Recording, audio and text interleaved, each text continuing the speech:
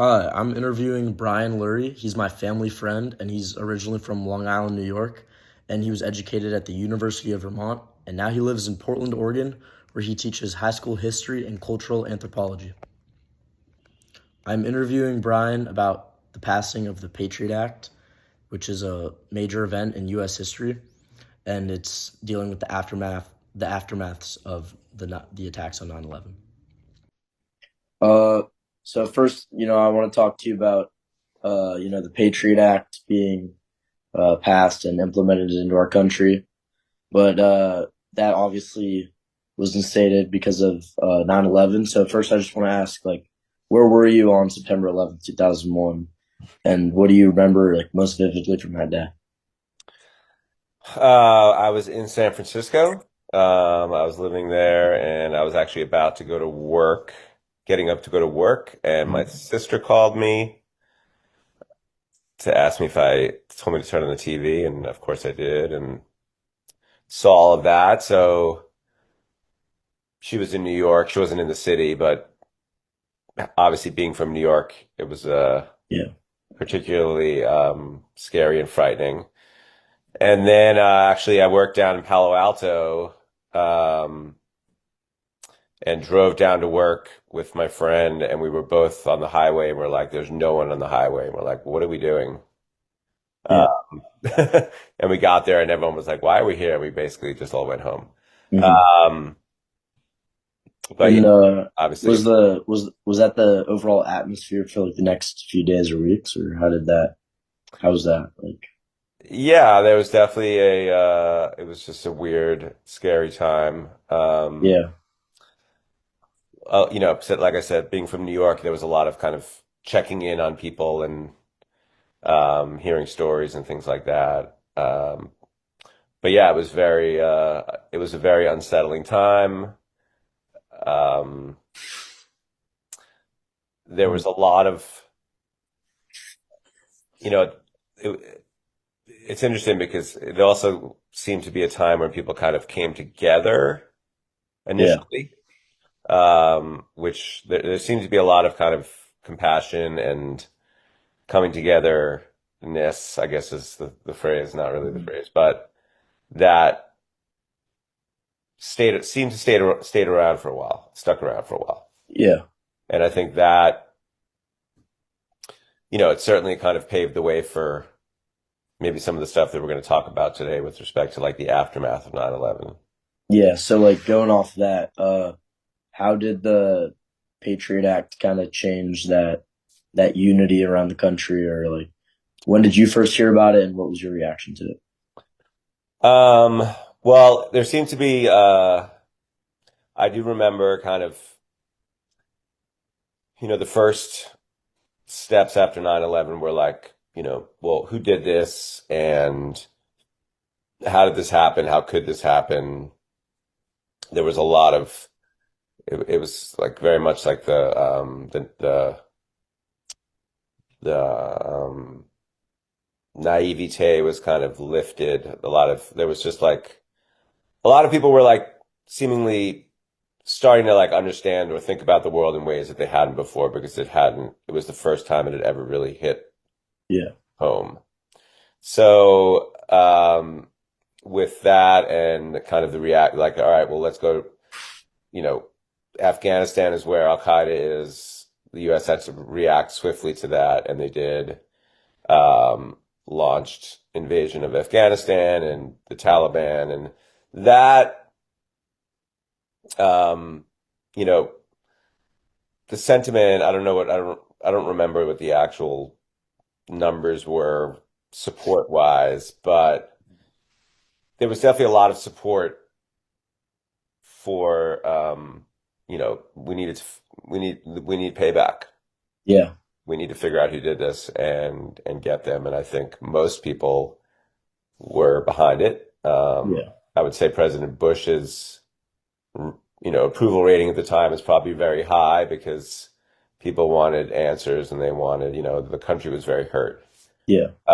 So when the Patriot Act came out, I mean, it was kind of in the wake of kind of what was dubbed as the War on Terror. Mhm. Um, and and which was kind of this blanket term for, you know, all the things that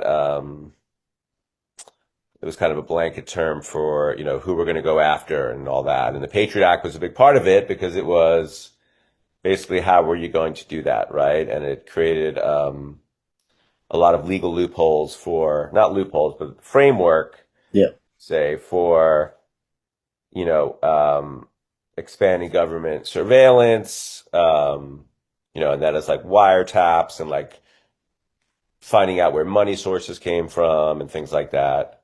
And these were all ways to kind of put a squeeze on people that we consider to be terrorist organizations. Yeah. Um, And yeah. you weren't teaching it, were you? I actually, so that was the year that I actually, uh,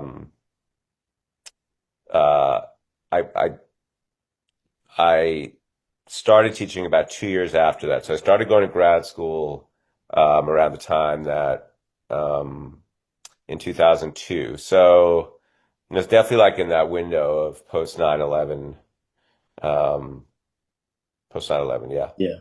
So Uh, like as a teacher around that time, how yeah. did you kind of frame your lessons, or how did you speak about the Patriot Act with your students or your other colleagues?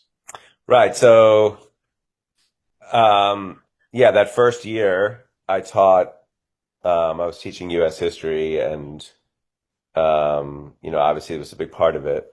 So I do remember kind of like, talking about the Patriot Act and using it as a way to um, like one of the challenges in teaching history is like how do you make connections to the modern day, right? So we talked a lot about like we're teaching about like Vietnam or even like dissent during World War II, like what did it look like back then and what does it look like now? Yeah. And the Patriot Act was definitely like how do we hold on a second. What? Sorry about that. All good. And the Patriot Act was, um, it was like, well, so what is the power of the government in a situation like this, Hmm. right? Is the government, like in a democracy, uh, to what extent, are the civil liberties of people, should the civil liberties of people be protected? Does that change during wartime? Is this particular war like, it used to be that, like I think when we talked yesterday, I mean, 9/11 was kind of the first instance of, a major attack by a non-state actor against a power as big as the United States. Yeah. During World War II, um, we created Japanese internment camps to, round up Japanese Americans because we were afraid of, um, spies and that kind of espionage activity. And the U.S. has since apologized for the behavior that they, rounding up Japanese into internment camps. So Yeah. the question became like, well, in the situation of a non-state actor, like it's not necessarily a country that attacked us. It's a terrorist group, but it was like kind of the first instances where you started to really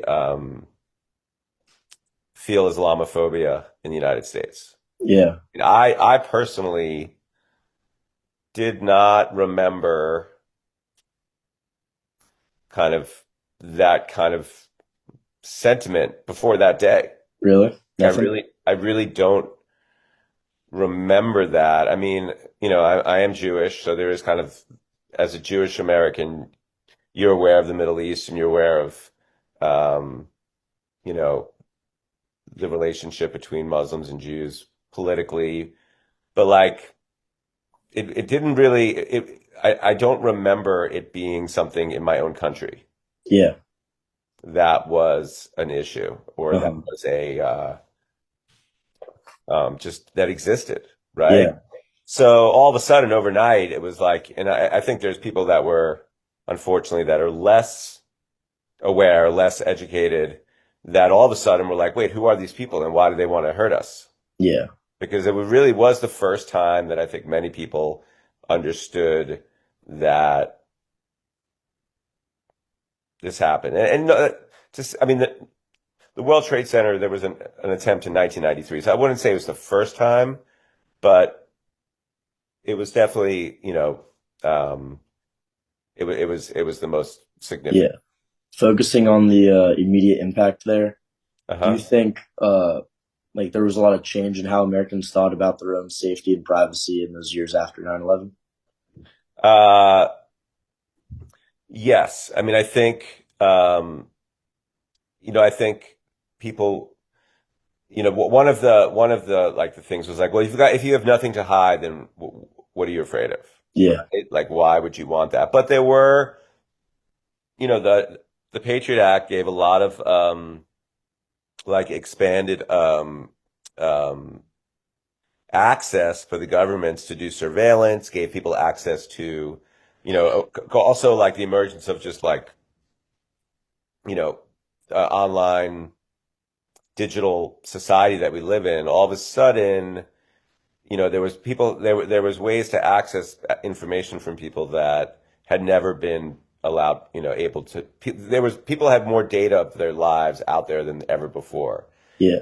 and things like, like surveillance, um, you know, uh, um, like judicial oversight, data collection, things like that. All these things became. I think people maybe didn't realize the extent to which they could be surveilled, Hmm. right? And Yeah. I think that 9/11 was like, yeah, like we need these things because we need to find out where the money is. But then all the, I don't know. Do you know who Edward Snowden is? Did you?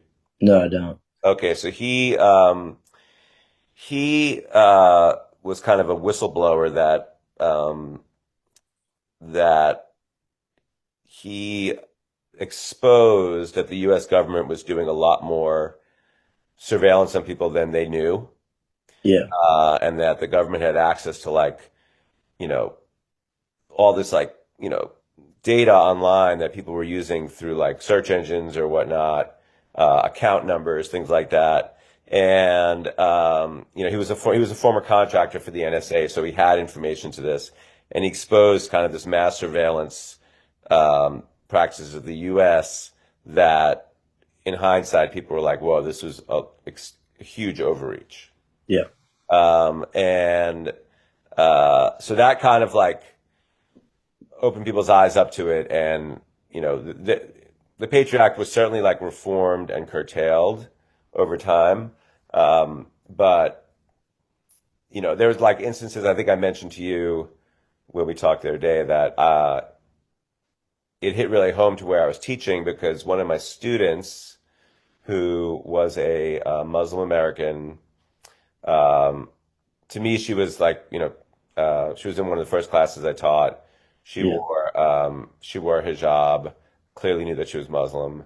Um, I remember a lot of the questions she would ask about these topics in class. Well, it turned out that her father, who was an attorney, who was American, Hmm. I think he might have married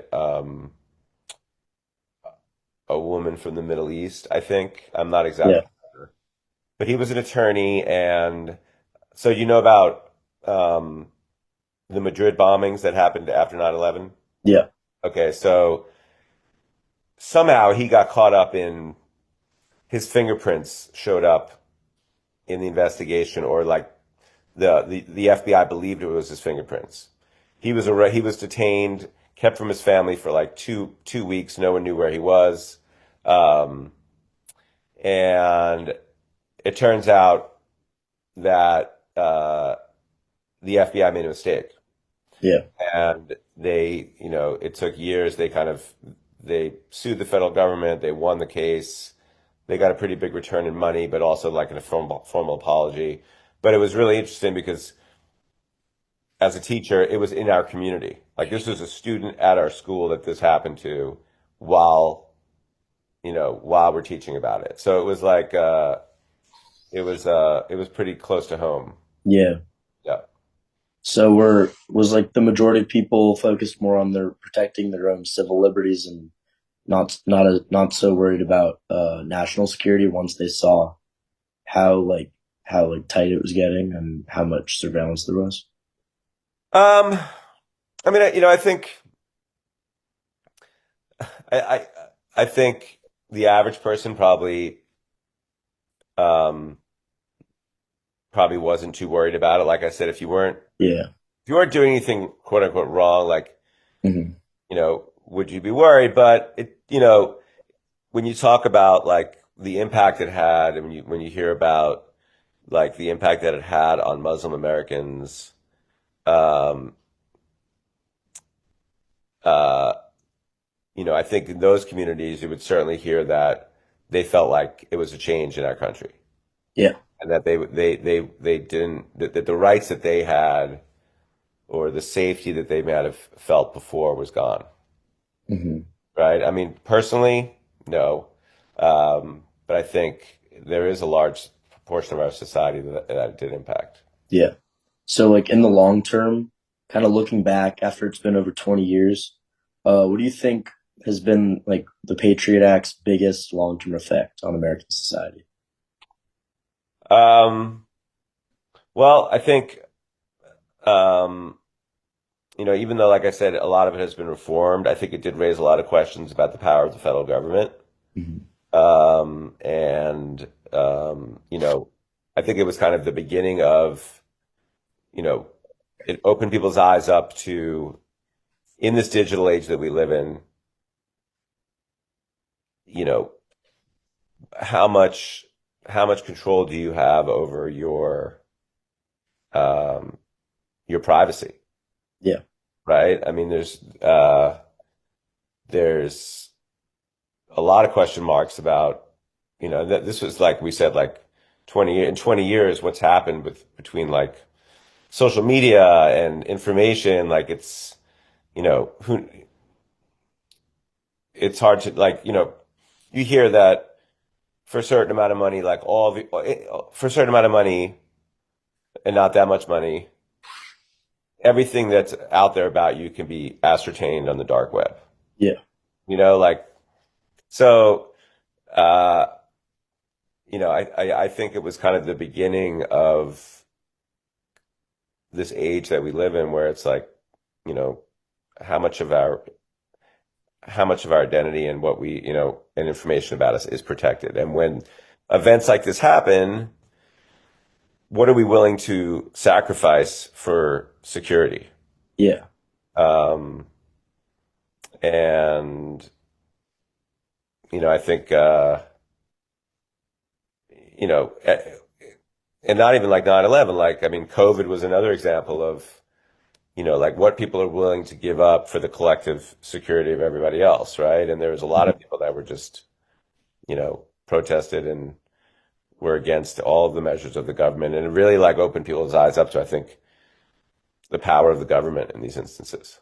So do you think the Patriot Act succeeded in making the country safer, or do you disagree? Uh, I mean, y- yes. I mean, there hasn't been Yeah. a 9/11 since. Hmm. Um, there haven't been there haven't been terrorist acts like that Yeah. of that scale since. So, and the question is like, in a democracy, one of the things that people say about democracies is that they are slow moving Yeah. because, in a dictatorship, something happens, the action is swift. A handful of people can decide, okay, well, this is happening. We need to clamp down. right? We need to end, like take for instance COVID, right? Yeah. Like in China, the Communist Party said, all right, we're shutting down these cities, we're implementing these things, and we're locking down all this stuff, and that's the way it went, right? And they handled it a certain way. In the United States, we live in a democracy where like decisions are usually, much more slow going and incorporate more people. So the question is like, is a democracy better or less suited for these types of things? Yeah. Um, and there were people who would say after like a 9/11, like, we don't have time for debate. We don't have time for discussion about what's the best path to go down because this could happen again, right? And then there are people who would say, well, yeah, but once you start eroding these systems and these processes, the due process that is such a big part of our Constitution, once you start eroding those things and make decisions based on fear or suspicions that may not be um, justified, then you start eroding the actual system that we have put in place. Yeah. So, I think do I think the Patriot Act was successful? I mean, I think some people would, if you're saying, well, another 9/11 didn't happen, yes. But I think if you talk to people who were like the American Civil Liberties Union and civil rights groups, they would maybe say, no, it had like long-lasting detrimental effects Yeah. on civil liberties in our country. So from a historical perspective, where do you think the Patriot Act kind of fits into the broader story of American civil rights and American democracy? Um, I mean, I think it's significant. I mean, I think 9/11 was a huge event that changed the world, changed our society forever. I think, you could look back on it and say, well, this was a time when things were put in place that allowed the government to more access than they ever had to people's information. Yeah. And that, it's to be determined. But I think it's definitely a pretty significant event, legislation that we'll look back on. So are there other moments in like our US history where the balance between liberty and security shifted in a way similar to that? Um, I mean, um, I think any time that we're in conflict, I mean, you think about, World War II would probably be the most significant in that, you know, when you think about like Manhattan Project or, you know, the fear of like espionage within our country, like there was definitely a heightened sense of like, you know, um, people didn't trust other people. Yeah. Um, so you know, I think 9/11 is probably the most significant event in our country's history that led to changes in what people were or were not tolerant of as far as the Yeah. power of the government. Um, what, you know, what are people willing to give up in order to feel protected? And, there's the group that says, well, if you have nothing to be afraid of, if you didn't do anything wrong, you have nothing to be afraid of. Well, that might be true. But if it leads to discrimination based on people's religion, their skin color, which is like, probably the easiest way to identify somebody, right? Hmm. Particularly if you're a religious Muslim who wears garb that shows your identity. Yeah. I think for those people, it's pretty significant. Yeah. And even just, I mean, communities that live together in certain parts of the country, right? I mean, there's Muslim communities that are concentrated all over our country, whether it's in like the Midwest, or in like, the East Coast or Baltimore, or I mean, they're all over. Um, so I think if you talk to people in the Muslim community, what has changed in the last 20 years, um, they would say a lot, Yeah. for sure. And what do I need to know about the Patriot Act or the post 9/11 era that I haven't asked you